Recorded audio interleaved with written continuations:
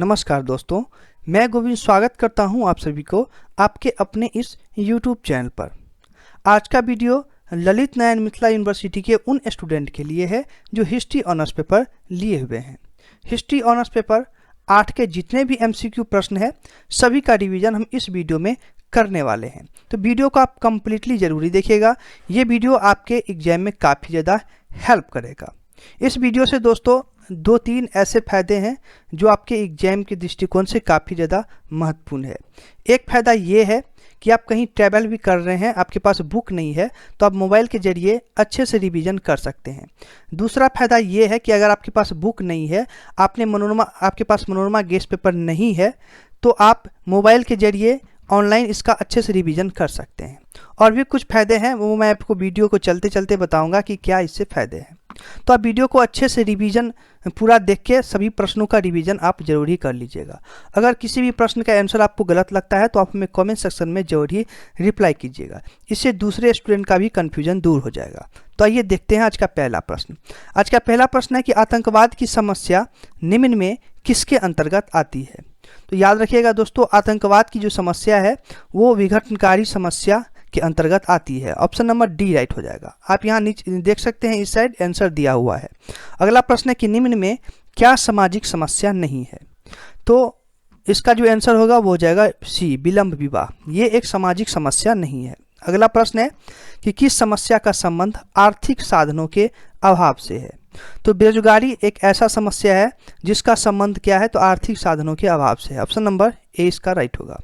अगला प्रश्न है कि निर्धनता की अवधारणा का संबंध सापेक्ष रूप से वंचित रहने के तथ्य से है, और यह कथन किनका है। राइट आंसर हो जाएगा ऑप्शन नंबर डी, योगेश अटल। अगर आपके पास अगर होता है कि आप इसको अच्छे से रिवीजन और भी बढ़िया तरीके से कर सकते हैं, तो वीडियो के लास्ट में आप मुझे ये बताइएगा कि आज के वीडियो में टोटल 53 प्रश्न है, उसमें से आप कितने का सही जवाब दे पाए हैं। ये आप हमें कमेंट सेक्शन में जरूर ही बताइएगा, आपके कमेंट का इंतजार रहेगा। अगला प्रश्न है कि किसके निर्धनता का प्रधान कारण खाद्यान्न की तुलना में जनसंख्या की वृद्धि माना जाता है। प्रश्न को आप अच्छे से पढ़िए। इसका जो राइट आंसर हो जाएगा वो हो जाएगा ऑप्शन नंबर डी, माल्थस। अगला प्रश्न है कि किसने पूंजीवाद तथा जनता का शोषण को निर्धनता का कारण बताया है। तो कार्ल मार्क्स ने जो है वो पूंजीवाद तथा जनता का शोषण को निर्धनता का कारण बताया है। किसने, तो कार्ल मार्क्स ने। ऑप्शन नंबर ए राइट होगा। अगला प्रश्न है कि एकाधिकार ही निर्धनता का कारण है, ये किसने कहा है। तो ये कहा है हेनरी जॉर्ज ने। इन्होंने कहा है कि एकाधिकार ही निर्धनता का कारण है।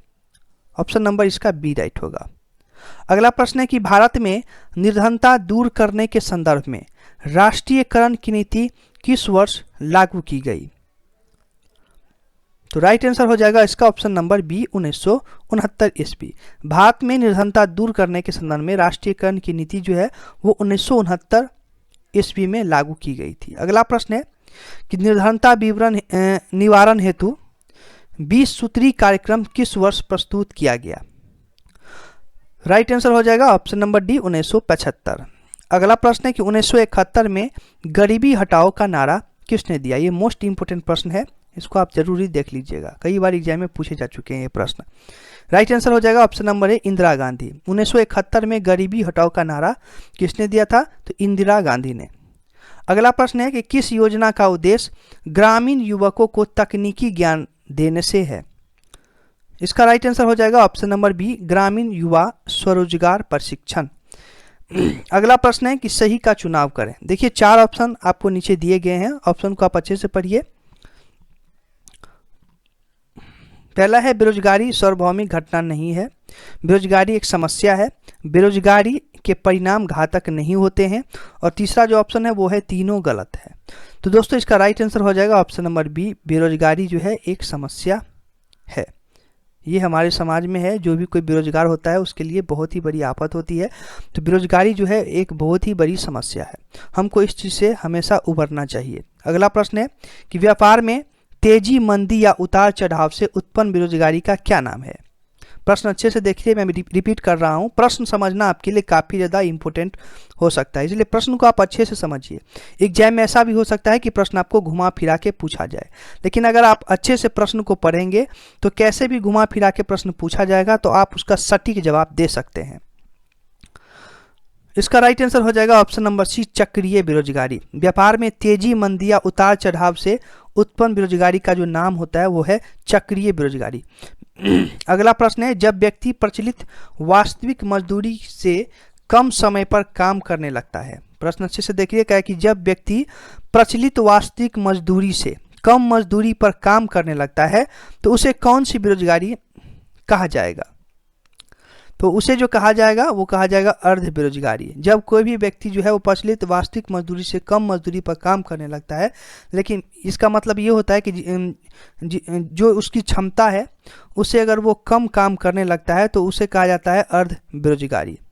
अगला प्रश्न है कि बेरोजगारी के कारण कौन से इसमें से नहीं है? राइट आंसर हो जाएगा ऑप्शन नंबर डी, गतिशीलता। अगला प्रश्न है कि प्रधानमंत्री रोजगार योजना शिक्षित बेरोजगार युवाओं के लिए किस वर्ष प्रारंभ की गई?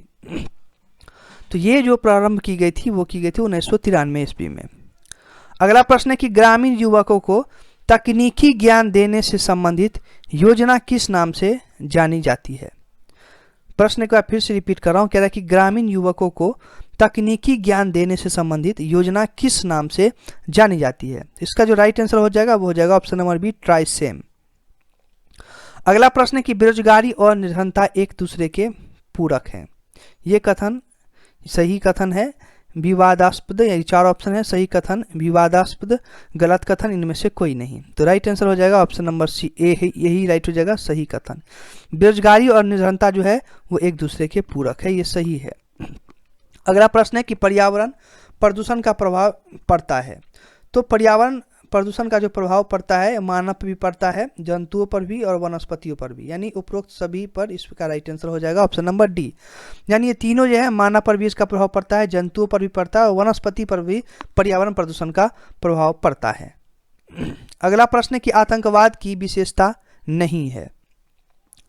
तो बुद्धि संघत व्यवहार, ये जो है आतंकवाद की विशेषता नहीं है, ऑप्शन नंबर सी राइट होगा। अगला प्रश्न है कि ये वे आतंकवाद हैं जो आतंक फैलाने के लिए हिंसा को एक साधन के रूप में प्रयोग करता है। इस प्रश्न को आप अच्छे से पढ़ के समझिए। इसका राइट आंसर हो जाएगा बी, अपराध संबंधित आतंकवाद। अगला प्रश्न है कि आतंकवाद के उद्देश्य क्या है? तो आतंकवाद के उद्देश्य हैं, यानी ये तीन ऑप्शन जो है, जन समर्थन प्राप्त करना, शासन की सैन्य शक्ति को विघटित करना, आंतरिक स्थिति को जोड़ना, यानी ये तीनों इसका जो है उद्देश्य है। तो इसीलिए इसका राइट आंसर हो जाएगा ऑप्शन नंबर डी, यानी उपरोक्त तीनों। अगला प्रश्न है कि निम्न में कौन आतंकवाद के मूलभूत तत्व हैं? तो हिंसा जो है वो आतंकवाद के मूलभूत तत्व हैं, ऑप्शन नंबर ए राइट होगा। अगला है कि 2001 में विश्व की सबसे बड़ी आतंकवादी घटना कहाँ घटी? राइट आंसर हो जाएगा ऑप्शन नंबर बी, न्यूयॉर्क में। 2001 में जो है विश्व की सबसे बड़ी आतंकवादी घटना घटी थी न्यूयॉर्क में। इसके बारे में विस्तार से आपको बुक मिल जाएगा, आप अच्छे से पढ़िएगा, इससे एग्जाम में प्रश्न जरूरी पूछे जाते हैं। अगला प्रश्न है कि एड्स क्या है? तो एड्स जो है वो एक यौनिक स्वतंत्रता का परिणाम है। क्या है? तो यौनिक स्वतंत्रता का परिणाम है एड्स, ऑप्शन नंबर ए इसका राइट होगा। अगला प्रश्न है कि भारतीय संविधान कब लागू हुआ था? तो भारतीय संविधान लागू हुआ था 26 जनवरी 1950 ईस्वी को, यानी गणतंत्र दिवस भी 26 जनवरी को मनाया जाता है। अगला प्रश्न है कि समाजवादी, धर्मनिरपेक्ष एवं अखंडता शब्द किस संशोधन द्वारा जोड़ा गया है? प्रश्न आप अच्छे से देखिए, कह रहा कि समाजवादी, धर्मनिरपेक्ष एवं अखंडता शब्द किस संशोधन द्वारा जोड़ा गया है? तो ये जो जोड़ा गया है वो 42वें संशोधन द्वारा जोड़ा गया है। अगला प्रश्न है कि किसने कहा कि प्रस्तावना संविधान की कुंजी है?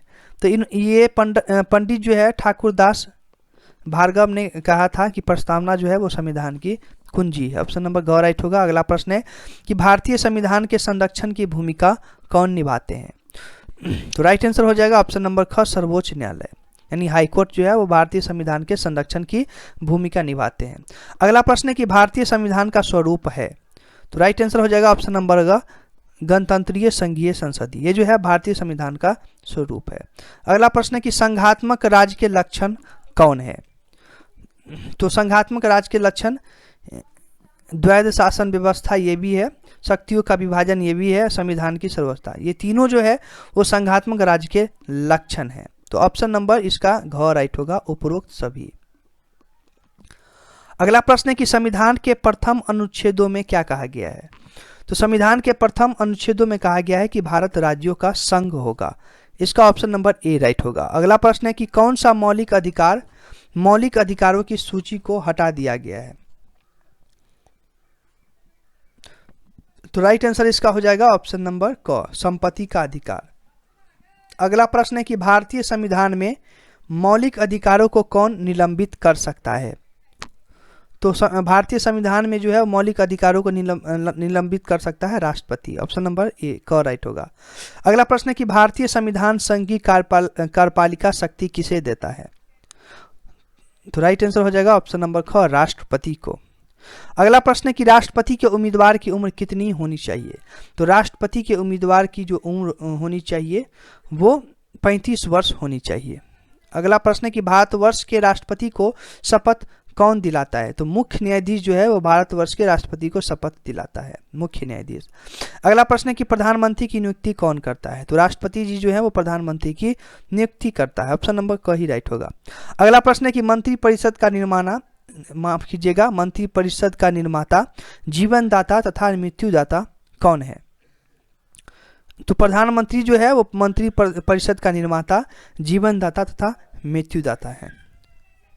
अगला प्रश्न है कि केंद्रीय मंत्री परिषद व्यक्तिगत एवं सार्वजनिक रूप से किसके प्रति उत्तरदायी है?